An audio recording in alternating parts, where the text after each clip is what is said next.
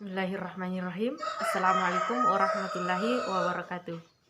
Yang terhormat Bapak Adi Imran SDMT selaku dosen pengampu, dan yang terhormat Bapak Fadli Rahman Baso SPD MPD selaku dosen mitra.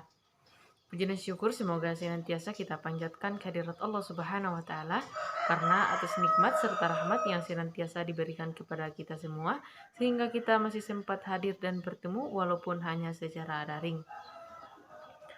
Tak lupa pula salam serta salawat semoga tetap tercurah kepada junjungan kita Nabi Muhammad SAW. Sebelumnya perkenalkan, nama saya Asti Mawarni selaku moderator perwakilan dari kelompok 5. Pada kesempatan hari ini kelompok 3 yang terdiri dari Arinda Heksa Putri Marsyanda sebagai pemateri pertama, Miftahul Hairi S sebagai pemateri kedua, Nurhayi Musdir sebagai pemateri ketiga, Nadat Sarasid sebagai pemateri keempat, Ahmad Radif Ridawi sebagai pemateri kelima, Cidrayanti sebagai pemateri keenam, AM Ikhwan Alifka sebagai pemateri ketujuh, Nur Ainun Najibah sebagai pemateri ke-8, dan Muhammad Nur Fauzi sebagai pemateri yang ke-9. Pada kesempatan hari ini, kelompok 3 akan mempresentasikan materi mengenai aljabar boolean. Baiklah, saya persilahkan kepada pemateri pertama untuk menyampaikan materinya. Saya Arinda Heksa Putri Marsyanda akan menjelaskan mengenai sejarah aljabar boolean. Jadi, aljabar boolean ditemukan oleh George Boole pada tahun 1854. Boole melihat bahwa himpunan dan logika proposisi mempunyai sifat-sifat yang sama. Aturan dasar logika ini membentuk struktur matematika yang disebut sebagai aljabar boolean.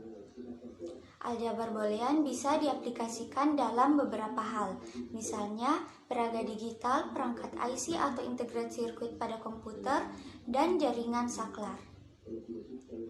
Mungkin itu saja penjelasan mengenai sejarah dan pengaplikasian aljabar boolean.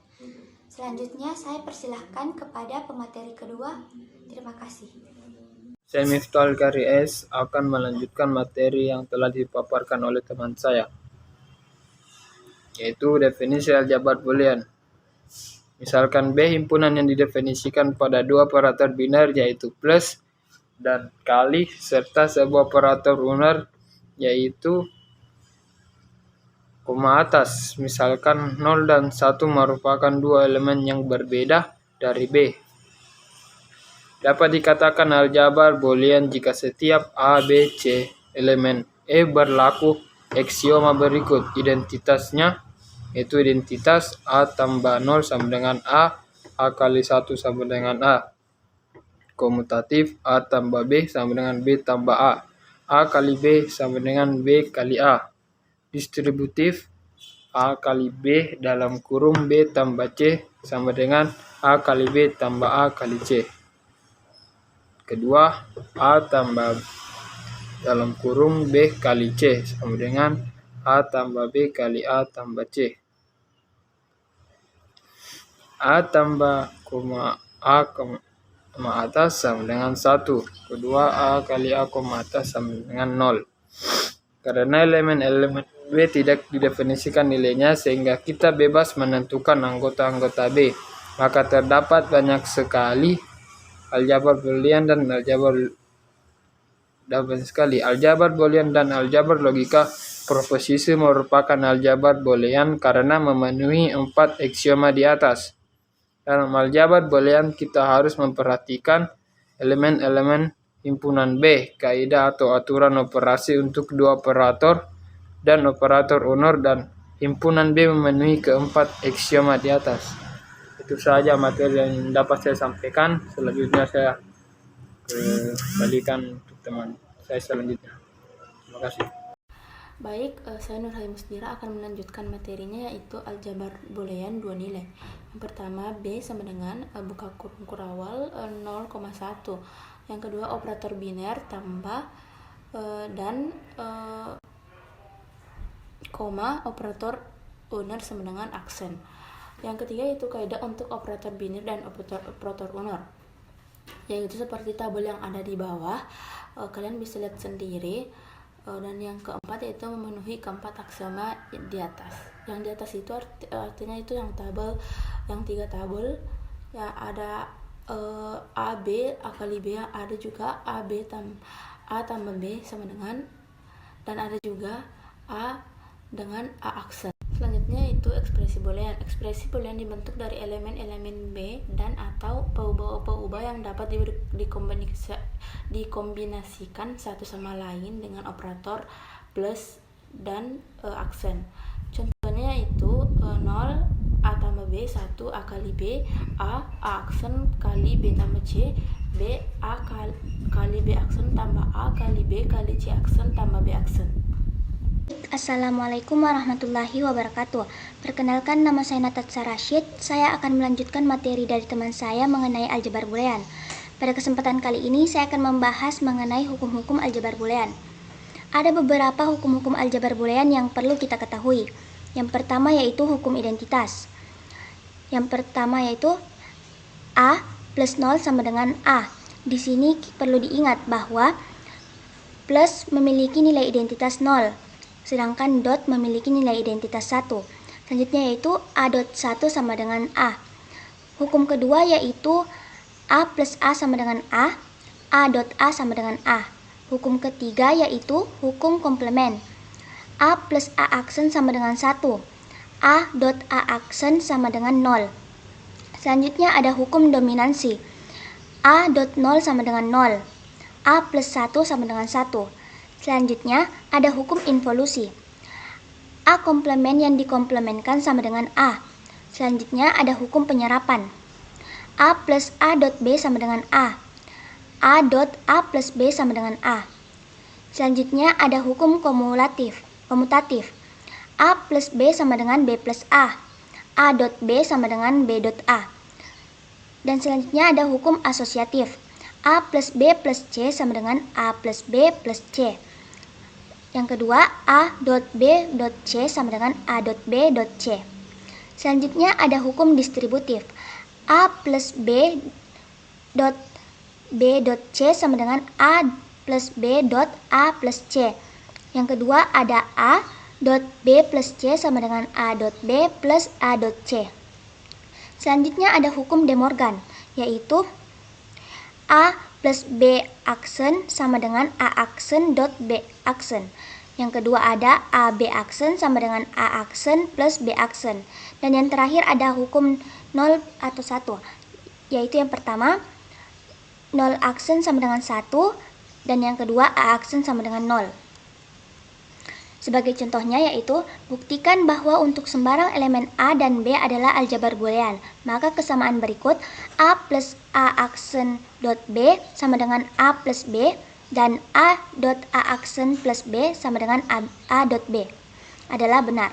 Penyelesaian yang pertama yaitu A plus A aksen dot B sama dengan A plus AB plus A dot A aksen dot B sama dengan A plus A dot B plus A aksen plus B sama dengan A plus A aksen dot B sama dengan A plus 1 dot B sama dengan A plus B.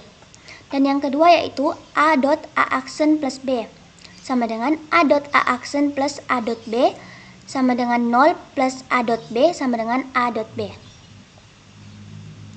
Selanjutnya ada fungsi boolean. Contoh-contoh fungsi boolean yaitu yang pertama fx sama dengan x, yang kedua fxy sama dengan x aksen y plus xy aksen plus y aksen. Yang ketiga yaitu fxy sama dengan x aksen plus x aksen dot x aksen y aksen. Selanjutnya ada fxy sama dengan x plus y aksen. Selanjutnya ada fxyz sama dengan xyz aksen. Setiap peubah di dalam fungsi boolean termasuk dalam bentuk komplemennya disebut dengan literal. Fungsi h xyz sama dengan xyz aksen. Fungsi ini terdiri dari 3 buah literal yaitu x, y, dan z. Z aksen. Jika diberikan x sama dengan 1, y sama dengan 1, z sama dengan 0, maka nilai fungsinya H110 sama dengan 1 kali 1 kali 0 aksen sama dengan 1 kali 1 kali 1 sama dengan 1 kali 1 sama dengan 1. Baik, itu saja yang dapat saya sampaikan. Mohon maaf bila ada salah kata. Assalamualaikum warahmatullahi wabarakatuh. Perkenalkan, saya Ahmad Radif Ridawi akan melanjutkan presentasi yang dibawakan oleh saudari Natasha Rashid, yaitu bentuk kanonik. Ekspresi boolean yang mengespesifikasikan suatu fungsi dapat disajikan dalam dua bentuk berbeda, yaitu sebagai penjumlahan dari hasil kali dan sebagai perkalian dari hasil jumlah. Contoh f(x, y, z). X sama dengan x absen y absen z plus x y absen z absen plus x y z, dan g x y z, x plus y plus z, x plus y absen plus z, x plus y absen plus z absen, x absen plus y plus z absen, x absen plus y absen plus z merupakan dua fungsi yang sama. Minterm suku term di dalam ekspresi boolean yang mengandung literal lengkap dalam bentuk hasil kali. Maxterm suku term di dalam ekspresi boolean yang mengandung literal lengkap dalam bentuk hasil jumlah. Contoh f(x, y, z). X absen y absen z plus x y absen z absen plus x y z, yaitu 3 buah minterm. G x y z, x plus y plus z, x plus y absen plus z, x plus y absen plus z absen, x absen plus y plus z absen, x absen plus y absen plus z, yaitu 5 buah maxterm. Misalkan peubah variabel fungsi boolean adalah x, y, dan z, maka x absen y bukan minterm karena literal tidak lengkap. Y absen z absen bukan minterm karena literal tidak lengkap. X y absen z, x y z absen, x absen y absen z minterm karena literal lengkap. X plus z bukan maxterm karena literal tidak lengkap. X absen plus y plus z absen maxterm karena literal lengkap. X y absen plus y absen plus z bukan maxterm. Ekspresi boolean yang dinyatakan sebagai penjumlahan dari satu atau lebih minterm atau perkalian dari satu atau lebih maxterm disebut bentuk kaunik. Ada dua macam bentuk kaunik: penjumlahan dari hasil kali, sum of product atau SOP, dan perkalian dari hasil penjumlahan, product of sum atau POS. Fungsi dalam bentuk SOP f(x, y, z). X absen y absen z plus x y absen z absen plus x y z.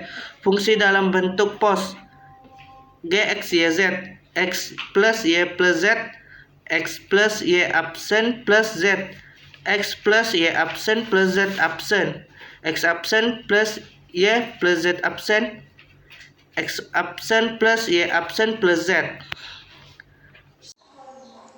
Baik, saya akan melanjutkan materi sebelumnya. Sekarang kita masuk pada materi cara membentuk minterm dan maxterm.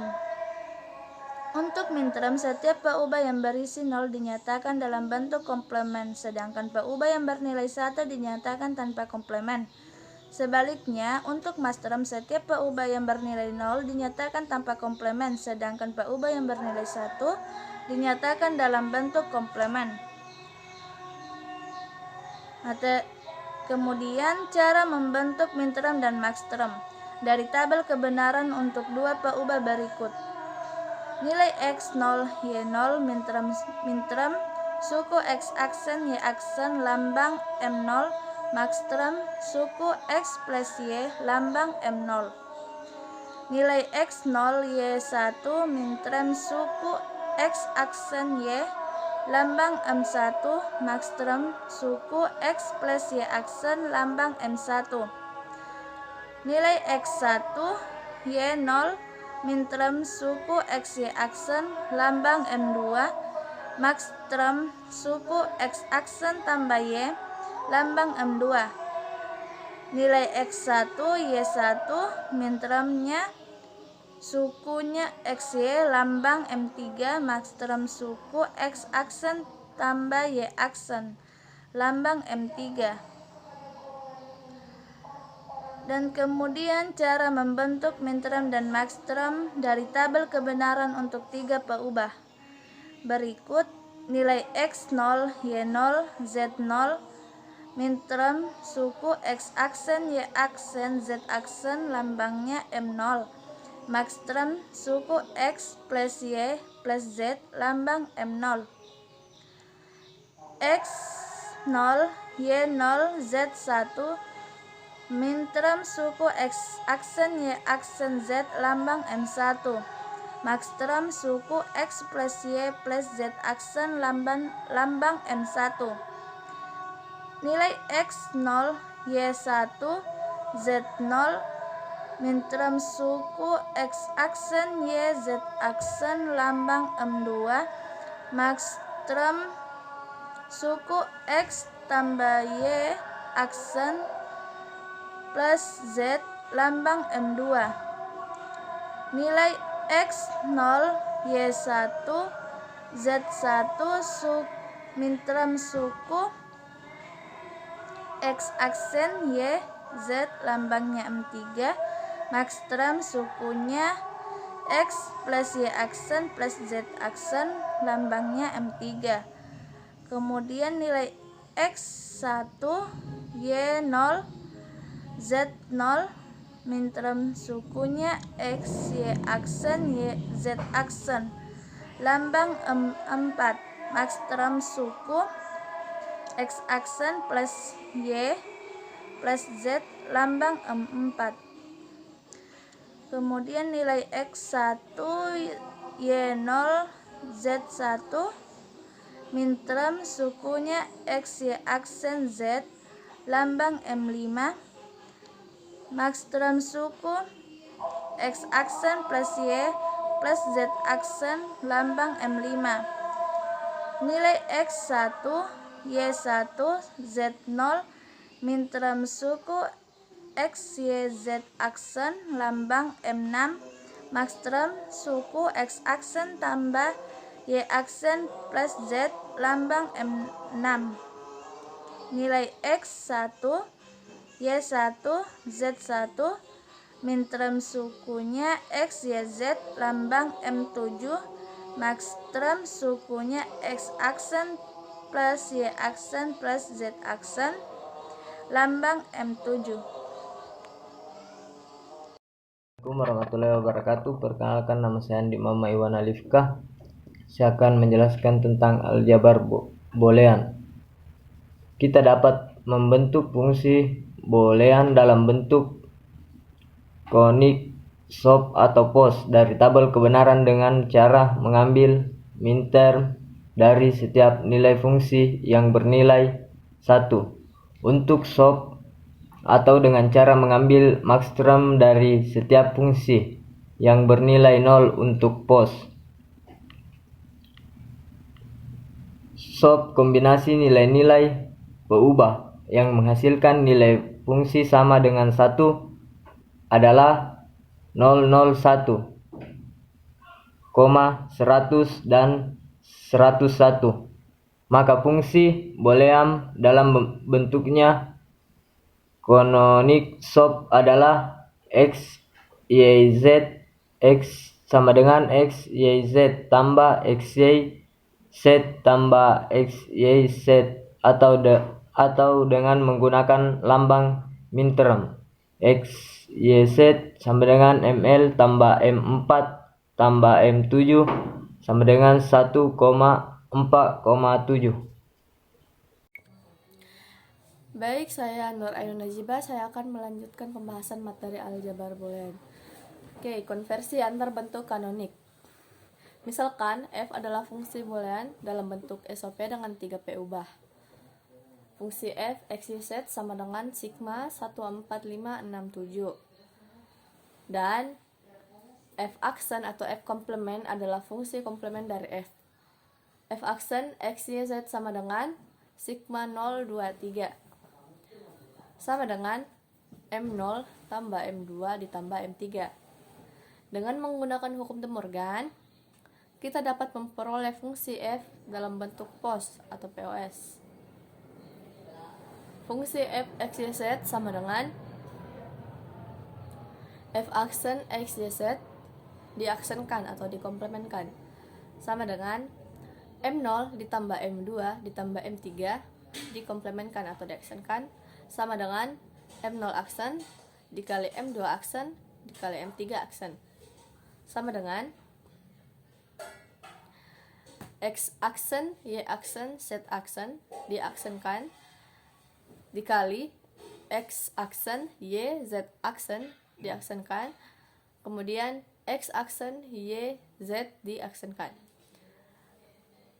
Maka sama dengan X ditambah Y ditambah Z dikali X ditambah Y aksen ditambah Z, kemudian dikali X tambah Y aksen tambah Z aksen, maka sama dengan M0, M besar 0, M2, M3 sama dengan Pi 0, 2, 3. Jadi fungsi f x, y, z sama dengan sigma 14567 sama dengan Pi 023. Kesimpulannya, M kecil J aksen sama dengan M besar J. Oke, lanjut. Kita bahas mengenai rangkaian logika. Fungsi boolean dapat juga direpresentasikan dalam bentuk rangkaian logika. Ada 3 tipe gerbang logika dasar, yaitu ada gerbang NAND, kemudian ada gerbang OR, dan gerbang NOT. Ini adalah gambar dari gerbang N, di mana memiliki 2 masukan. Lalu di sini ada gerbang OR yang memiliki 2 masukan, dan di sini adalah gambar dari gerbang NOT atau inverter. Oke, lanjut. Contohnya, nyatakanlah fungsi f x y z sama dengan x y ditambah x aksen y ke dalam rangkaian logika. Nah, penyelesaiannya ada beberapa cara penggambaran. Yang pertama itu, masing-masing gerbang N diberikan masing-masing inputan. Seperti ini. Bisa kalian lihat gambarnya. Kemudian yang kedua, kita beri masing-masing satu inputan X dan Y, lalu diberi cabang ke masing-masing gerbang. Dan cara yang ketiga, kita beri masing-masing inputan X dan Y, lalu kita ambil garis lurus ke bawah, kemudian dicabangkan ke masing-masing gerbang. Oke, cukup sekian yang saya jelaskan. Saya berikan kesempatan ke teman-teman yang lain untuk menjelaskan. Assalamualaikum warahmatullahi wabarakatuh. Perkenalkan, nama saya Muhammad Fauzi dengan NIM 1629040032. Selanjutnya saya akan menjelaskan tentang gerbang logika turunan NaN, NOR, XOR, dan XNOR.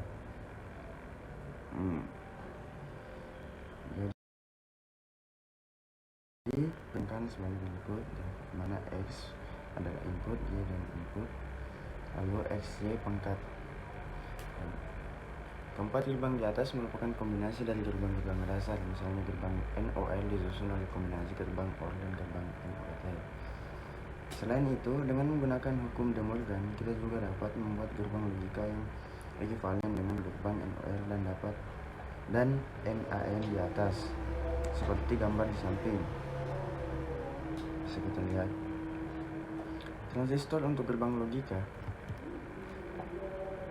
dapat digambarkan sebagai berikut, di mana A memiliki muatan 10K dan B memiliki muatan 10K, di mana ground memiliki muatan 4,7K dan memiliki output dan plus 6 volt ya. Sedangkan OR memiliki muatan 10K A, B muatan 10K dan groundnya memiliki muatan 4,7K. Nah, bisa dilihat transistor inverter NOT ya. R1 Q1 NOT, R2 plus 5 volt dan NA.